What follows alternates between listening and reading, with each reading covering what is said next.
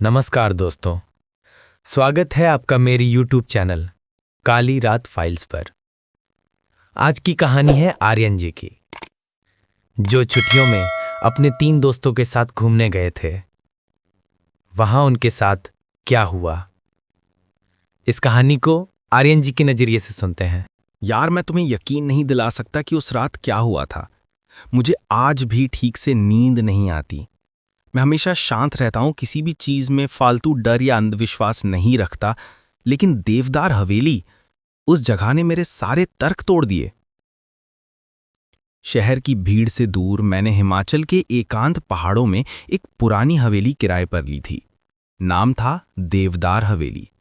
उसके चारों ओर इतने घने देवदार के पेड़ थे कि दिन में भी ऐसा लगता था जैसे सूरज को जंग लग गया हो। जब हम पहुंचे तो चारों ओर एक भयानक शांति थी, मानो हवा भी सांस लेना भूल गई हो। हवेली की सीढ़ियां यार हर कदम पर चीखती थीं। केयरटेकर, एक बूढ़ा आदमी, चाबियां सौंपकर बिना एक शब्द कहे चला गया। उसकी आंखें, उनमें एक खाली भयानक चेतावनी थी। पहली रात हम खाना खाकर ताश खेल रहे थे। रिया ने फुसफुसाकर माहौल और बिगाड़ दिया। यार आर्यन, ये जगह कितनी डरावनी है। ऐसा लग रहा है जैसे कोई हमें देख रहा है। समीर ने हंसकर कहा, रिया, ये बस तुम्हारा डर है। तभी ऊपर की मंजिल से एक धीमी सी आवाज आई, ठक ठक ठक। हम चारों चुप। मैंने टॉर्च उठाई। कोई दरवाजा खटखटा रहा होगा। हम ऊपर गए, लेकिन पूरे कॉरिडोर में अंधेरा और भयानक सन्नाटा था।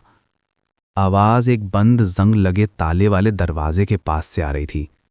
कोई नहीं है, लेकिन जब हम नीचे जाने लगे, समीर रुक गया। उसने जो कहा, उसने मेरी रीढ़ की हड्डी में सिहरन पैदा कर दी। क्या तुम लोगों ने सुना? किसी ने मेरा नाम पुकारा, बहुत धीरे से। माया ने उसे खींचा, तुम्हें वहम हुआ होगा। अगली सुबह समीर को उस बंद दरवाजे के पास एक पुरानी धूल भरी डायरी मिली। उसके कवर पर एक अजीबोगरीब जले हुए सा प्रतीक बना हुआ था।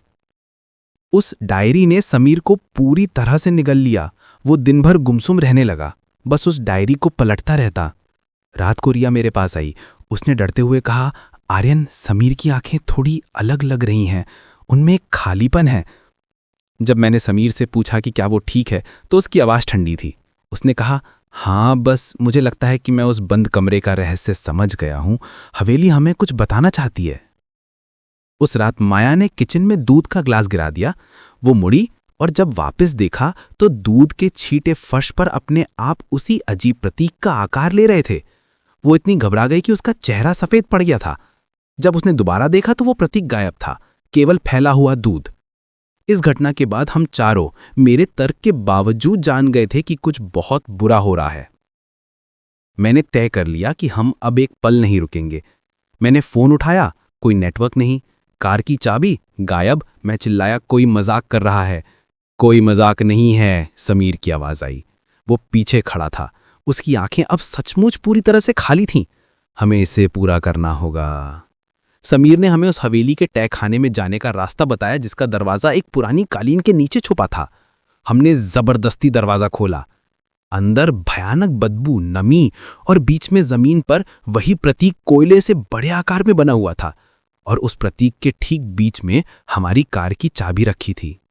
जैसे ही हमने चाबी उठाई, समीर ने दरवाजा बंद करके ऊपर से बोल्ट लगा दिया। समीर, तुम क्या कर रहे हो? रिया चिल्लाई। ऊपर से समीर की आवाज नहीं, बल्कि कई आवाजों का मिश्रण गूंजा। तुम लोग देर से आए, ये जगह भूखी है और अब तुम यहां हमेशा के लिए हो। रिया रोने लगी, लेकिन मैंने माया को देखा। मैंने कहा, डायरी, हमें उस डायरी को देखना होगा। तहखाने के कोने में रिया को एक संदूक मिला। उसमें एक और पुरानी किताब थी।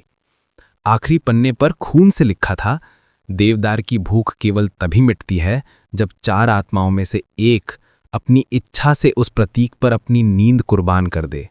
कुर्बान करने वाले की आत्मा हमेशा के लिए बंधक बन जाती है और दूसरों को आज़ादी मिलती है। नींद कुर्बान, माया ने फुसफुसाया। समीर ने कहा था कि वो रहस्य समझ गया है। ये बलिदान मौत का नहीं, आज़ादी का है। ऊपर समीर की भयानक हंसी और मंत्रों के उच्चारण की आवाज़ें तेजी से आने लगीं। मैंने फैसला किया। मैं प्रतीक की ओर बढ़ा। मैंने कहा, मैं जाता हूं, तुम दोनों यहां से निकलो। माया ने मेरा हाथ पकड़ा। हम सब एक साथ आए थे, हम सब एक साथ करते हैं। जैसे ही मैंने उस प्रतीक पर पैर रखा, हवेली जोर से कांपने लगी।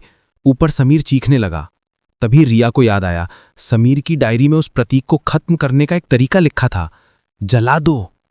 रिया ने तुरंत माचिस जलाई और उस प्रतीक के चारों ओर रखी सूखी पत्तियों को आग लगा दी।